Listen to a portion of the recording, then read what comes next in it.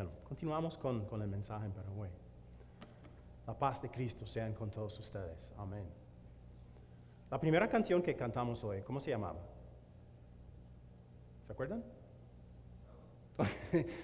El que la cantó, ¿se acuerda? La pasión, se llamaba la pasión. Gracias, Juan. Se lo agradezco. Esa palabra es una palabra que usamos mucho, pero viene de una palabra latín que quiere decir esto, acto de padecer, sufrir. Quizás no lo sabíamos porque no la usamos de esa forma. Pero durante mucho tiempo la iglesia ha usado esta palabra para describir los últimos días de la vida de Jesús en la tierra. Lo que le pasó en la Semana Santa es su pasión, su sufrimiento. Y durante milenios, literalmente milenios, la iglesia ha observado cada año, recordado, repasado la pasión de Jesús, lo que hizo por nosotros en la Semana Santa, cada año, durante milenios. ¿Por qué? ¿Por qué repetirlo tantas veces? Todos sabemos que las palabras a través del tiempo cambian y pueden adquirir otros significados. Y el significado que para esta palabra que conocemos más es apetito de algo o afición vehemente a ello. O sea, todos tenemos pasión por algo, ¿verdad? Los seres humanos nos apasionamos por muchas cosas. Nos apasionamos por los deportes, o por la música, por el viajar, por leer o algo así. Por muchas cosas nos apasionamos. Y si tenemos una pasión por algo y encontramos otra persona que tiene la misma pasión, estamos dispuestos a hablar por quizás horas acerca de esa pasión, con detalles minuciosos. Si eres, por ejemplo, si tienes pasión por los deportes, hay canales en la televisión que dan juegos famosos del pasado, de hace 40 años, que si tú quieres puedes revivir el momento. Si te gustan las películas, puedes encontrar tu película favorita en Netflix y puedes volver a verla cuantas veces quieras. Nos apasionamos por muchas cosas. Pero a veces, cuando llega la hora de repasar lo que Jesús hizo, repasar su pasión, bostezamos. Nuestra pasión, no tenemos mucha pasión por la pasión de Jesús. Mucha pasión por otras cosas, pero no por su pasión. Pero los héroes del deporte no ganaron el campeonato por ti. Lo ganaron por la fama, por el equipo. Las estrellas del cine no ganaron el Oscar por ti, sino que lo hicieron por la fama o por el dinero. Pero lo que Jesús hizo, lo hizo por ti. Y vale la pena tener pasión por su pasión, lo que Él hizo por nosotros. Hoy veremos una alianza. Veremos que la pasión de Jesús fue producto de una alianza que tuvo éxito, aunque en cierto momento pareció haberse fallado. Pero también veremos otra alianza, una alianza maligna que trató de desviar esta alianza buena y una alianza que todavía sigue atacándonos a nosotros para que no tengamos pasión por Jesús. El Sanedrín, hemos hablado en la lectura, escuchamos esa palabra. Aquí vemos un dibujo, una representación de la cámara donde se reunía el Sanedrín, la corte suprema de los judíos, 71 hombres, y el presidente era el sumo sacerdote. Y cada uno de los hombres que componía el Sanedrín era miembro de una de dos sectas del judaísmo. Eran o fariseos o saduceos. Y esas sectas no tenían mucho en común teológicamente y peleaban mucho, pero estaban de acuerdo en dos cosas. Era bueno tener el poder y conservar el poder, y Jesús tenía que ser eliminado. En esas dos cosas sí podían ponerse de acuerdo. Y por eso habían tramado un plan, un complot contra Jesús que ya estaba en marcha. Pero para llevar a cabo este plan, ya habían tenido que quebrantar muchas de sus propias leyes. Por ejemplo, la ley no permitía un juicio hecho durante la noche. La ley no permitía que un solo miembro del consejo juzgara al acusado, pero lo hicieron delante del sumo sacerdote. Le negaron a Jesús un abogado defensor. Admitieron testigos que sabían que iban a dar falso testimonio y ya habían decidido cuál sería el veredicto aún antes de que empezara el juicio. O sea, quebrantaron muchas de sus propias leyes para hacer eso. Y ahora, en el texto, vemos que para dar la apariencia de que hacían todo bien, según la ley, hicieron esto. Al amanecer, se reunieron los ancianos del pueblo, tanto los jefes de los sacerdotes como los maestros de la ley, e hicieron comparecer a Jesús ante el consejo. Si tú eres el Cristo, dínoslo, le exigieron. Solo una vez en los evangelios, Jesús dice abiertamente que es el Mesías, el Cristo que Dios prometió mandar. Y no lo dice en Israel, lo dice en Samaria, delante de una mujer samaritana. ¿Por qué? Porque muchos judíos tenían un mal entendimiento de esa palabra. Dios sí había prometido mandar un Mesías, un Cristo, un Salvador, pero muchos de ellos creían que sería un militar, una persona que pudiera conquistar a los romanos. Por eso Jesús generalmente evitaba el uso de la palabra. Él quería que la gente creyera en Él como el verdadero Mesías, no como un conquistador militar, sino un conquistador espiritual que vencería los enemigos espirituales de todos nosotros, el diablo, el pecado, el infierno. Y quería que la gente llegara a esa conclusión con base sobre sus palabras y acciones. Estos hombres habían escuchado la enseñanza de Jesús y lo habían rechazado. Ellos querían un libertador político, ellos querían un guerrero que pudiera como botar a los romanos de su tierra y devolverles a ellos todo el poder, porque ahora tenían poder limitado. Pero Jesús no era ese Mesías. Entonces, por esa razón y otros buscaron una manera de eliminarlo. Seguimos leyendo. Jesús les contestó, si se lo dijera a ustedes, no me lo creerían. Y si les hiciera preguntas, no me contestarían. Pero de ahora en adelante el Hijo del Hombre estará sentado a la derecha del Dios Todopoderoso. ¿Eres tú entonces el Hijo de Dios?, le preguntaron a una voz. Ustedes mismos lo dicen. Estos hombres se habían cegado a sí mismos porque ignoraban lo que Dios les había dicho. Tenían todas las profecías de los profetas. Tenían a Jesús dentro de su comunidad, escucharon sus predicaciones, escucharon sus palabras, pero aún así se negaron a creer en Él como el Mesías. Rechazaron la palabra, pero Jesús, una vez más, les dice, ok, les voy a contar la palabra de Dios. Él les citó una profecía del libro de Daniel. El profeta dijo esto: en esa visión nocturna vi que alguien con aspecto humano venía entre las nubes del cielo. Se acercó al venerable anciano y fue llevado a su presencia, y se le dio autoridad, poder y majestad. Todos los pueblos, naciones y lenguas lo adoraron. Su dominio es un dominio eterno que no pasará, y su reino jamás será destruido. Entonces, en otras palabras, Jesús les dice: mi Padre y yo tenemos una alianza que esta alianza malvada de ustedes no puede vencer.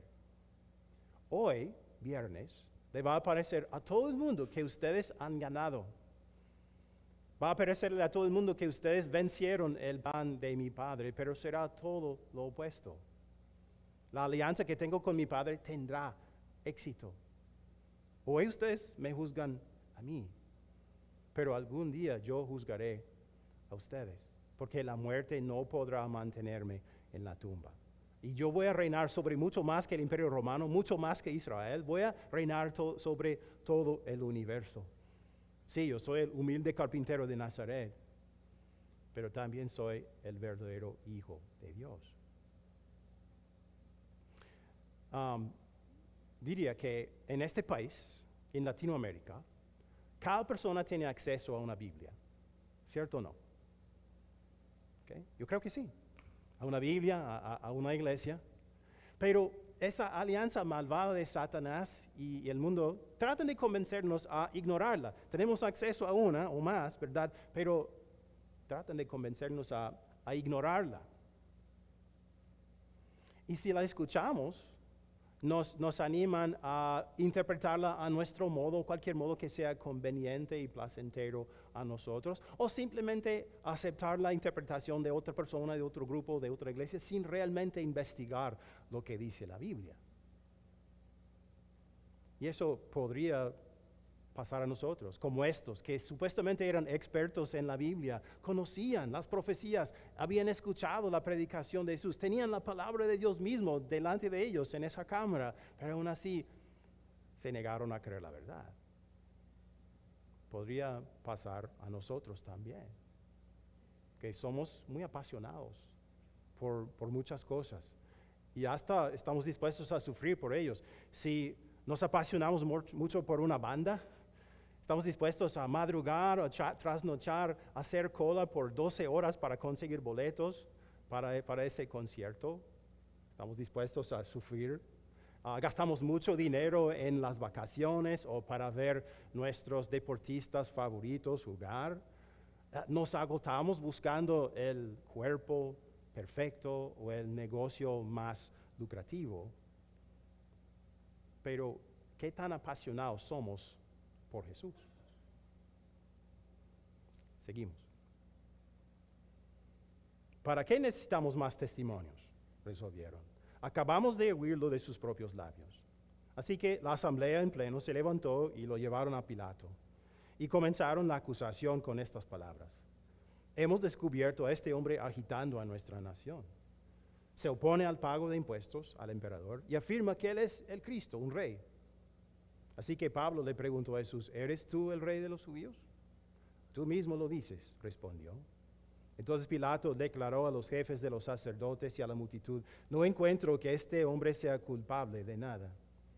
Pero ellos insistían, con sus enseñanzas agita al pueblo por toda Judea. Comenzó en Galilea y ha llegado hasta aquí. Al oír esto, Pilato preguntó si el hombre era Galileo. Cuando se enteró de que pertenecía a la jurisdicción de Herodes, se lo mandó a él, ya que en aquellos días también Herodes estaba en Jerusalén. Entonces están firmes en su decisión de que Jesús es culpable de blasfemia, de decir que es el Hijo de Dios y que en realidad no lo es. Están firmes en esa decisión y ahora lo llevan al único que podía hacer ¿qué? Ejecutarlo, eliminarlo.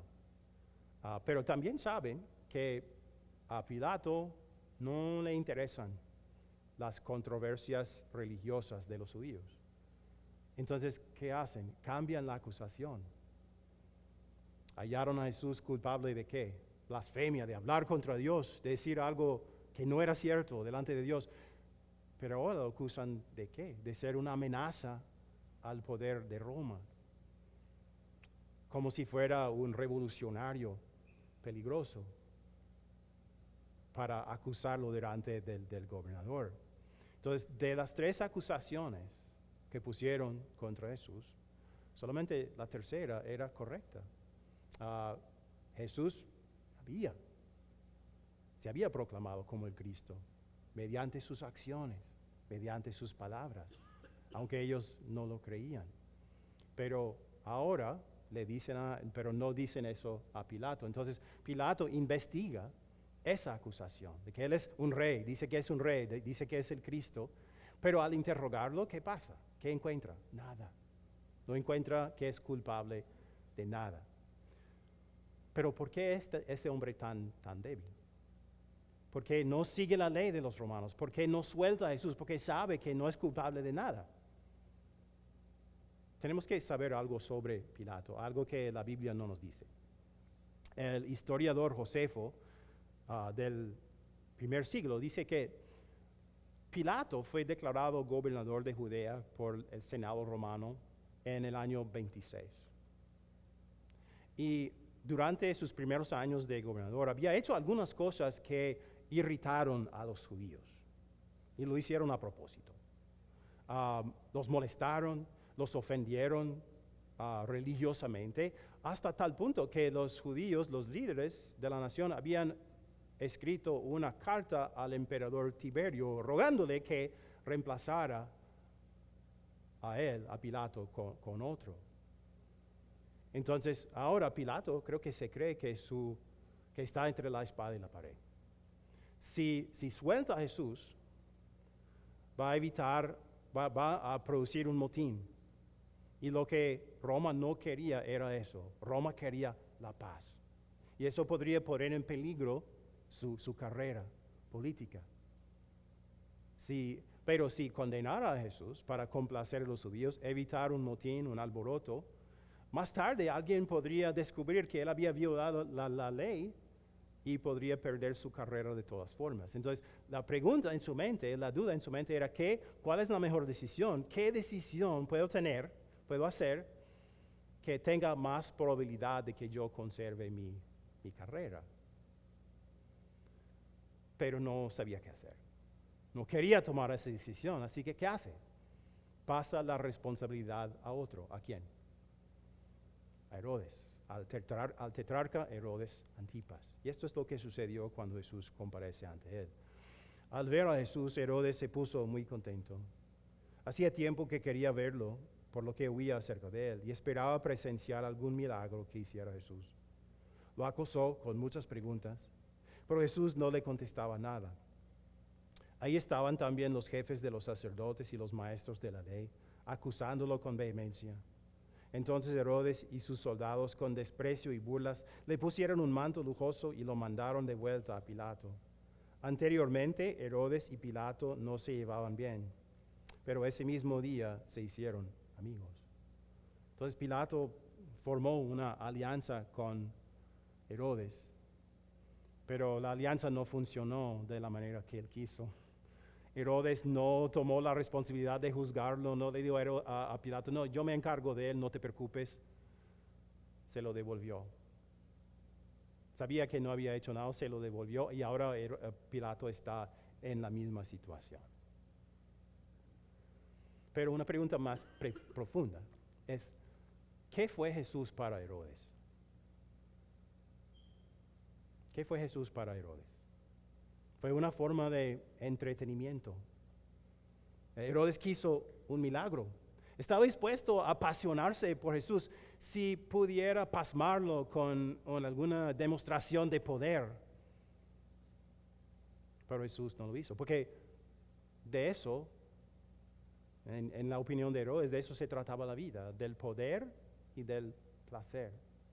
Si Jesús no le podía suministrar eso, no tenía ningún uso para Jesús. ¿Qué fue Jesús para Pilato?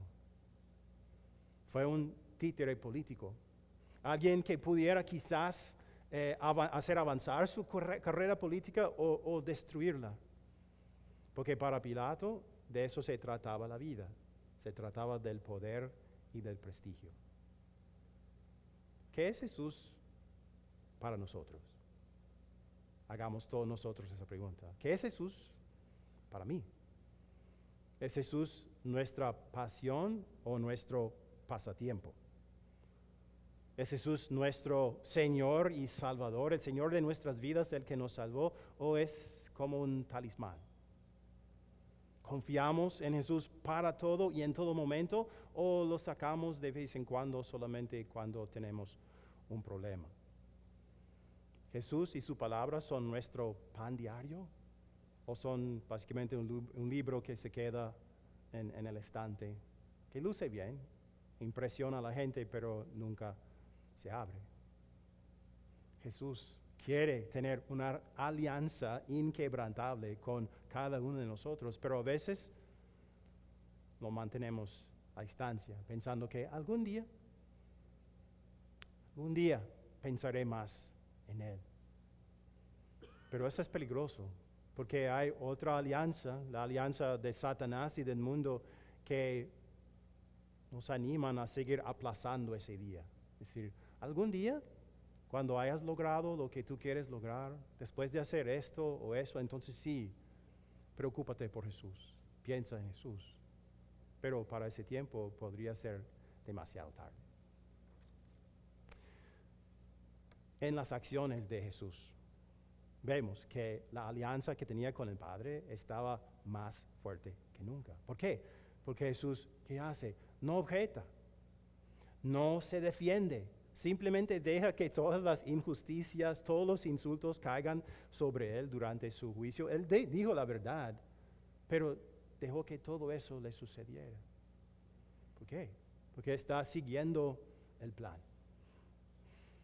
El plan que formó la alianza. Al hacer esto está cumpliendo una profecía de Isaías. Maltratado y humillado, ni siquiera abrió su boca. Como cordero fue llevado al matadero, como oveja enmudeció ante su trasquilador y ni siquiera abrió su boca. Hay una organización que se llama The Innocence Project, el Proyecto Inocencia. Quizás han escuchado de este proyecto. Existe porque en Estados Unidos hay personas que están encarceladas que dicen, soy inocente, me condenaron por un crimen que no cometí. Y buscan ayuda. Entonces pueden mandar una carta a esta organización, el Proyecto Inocencia, y si ellos creen que hay evidencia de que esta persona es inocente, entonces pueden tratar de buscar un juicio nuevo para la persona y comprobar que la persona es inocente ante la justicia. Y una de las herramientas que usan a veces es la tecnología de ADN. Porque imagínense, si esto ha pasado, si me condenaron a cadena perpetua hace 30 años, cuando no existía esa tecnología, ahora quizás podrían comprobar la verdad, de que realmente yo no estaba en ese lugar cuando se cometió el crimen. Si fuéramos a someter a Jesús a un análisis de ADN, ¿qué encontraríamos? Encontraríamos que Él es 100% ser humano, como nosotros, pero no actúa como nosotros. Y eso es una buena cosa. Nuestra reacción natural, si estuviéramos delante de ese Sanedrín, si estuvieran acusándonos de cosas que no habíamos hecho, ¿qué habríamos hecho nosotros? Nos habríamos defendido, nos habríamos objetado, tratado de escaparnos de todo eso, pero Jesús no dijo nada. Un verdadero ser humano como nosotros, no objetó, no se defendió, no dijo nada. ¿Por qué? Porque te ama a ti. Porque quería morir. Porque quería morir por ti. Él quería ir a la cruz. Él quería tomar tu lugar bajo la ira de Dios, recibir tu castigo para que tú fueras reivindicado ante Dios, declarado inocente de todos los cargos, inocente de todos tus pecados. Por eso lo hizo. Y para Jesús la situación se iba a poner peor, porque qué tan difícil sería ser acusado injustamente por un grupo de 71 hombres. Pero en la cruz, el Padre iba a cargar sobre sus hombros los pecados de toda la humanidad. Iba a ser culpable de haber cometido todos esos pecados, aunque todos nuestros pecados, aunque no había una gota de pecado en él. Pues Jesús fue reivindicado. ¿Cuándo? Creo que alguien lo dijo, al tercer día, era cuando resucitó de entre los muertos. Cuando el Padre lo resucitó, lo reivindicó y dijo al mundo, Jesús no murió por sus propios pecados, sino por los pecados de toda la humanidad. Y al resucitar Jesús también reivindicó a nosotros, aunque no lo merecemos. Nos dijo, los cargos ya no existen. Todos son proclamados inocentes, todos pecadores. Todos los pecados son perdonados. Es lo que la resurrección de Jesús significa. Espero que vuelvan para el domingo de Pascua, porque vamos a meditar eso. Eso significa que no hay ninguna barrera entre tú y Dios. Has sido reivindicado, declarado inocente de todos los cargos, aunque no lo mereces, y eso se aplica a mí también. Y eso significa que creer en Jesús es la cosa más importante. Ser apasionado por Jesús vale la pena. Significa que nunca podríamos conocerlo lo suficiente. Nunca podríamos pasar demasiado tiempo con Jesús. Nunca podríamos meditar su pasión, su sufrimiento demasiado, ¿verdad? Significa que Él merece ser el número uno aquí, en nuestro corazón. La pasión de Jesús, su devoción por nosotros, su gran amor por nosotros, lo llevó a su pasión, a su sufrimiento por nosotros, para que nunca sufriéramos de la manera que Él sufrió. Eso es para que nunca sufriéramos el infierno. Ahora, algunos de ustedes saben qué edad tengo yo. Y sabrán que, pues no contando los primeros años, o sea, yo he repasado la pasión de Jesús alrededor de 50 veces, yo creo. Y yo tengo que admitir que a veces lo he dado por sentada. A veces no he prestado tanta atención, pero ya no quiero hacer eso. Mi oración es que tanto yo como todos ustedes, nosotros en conjunto, podamos, no una vez al año, sino todo el tiempo, apasionarnos por la pasión de Jesús. Porque su pasión es nuestra vida. Amén.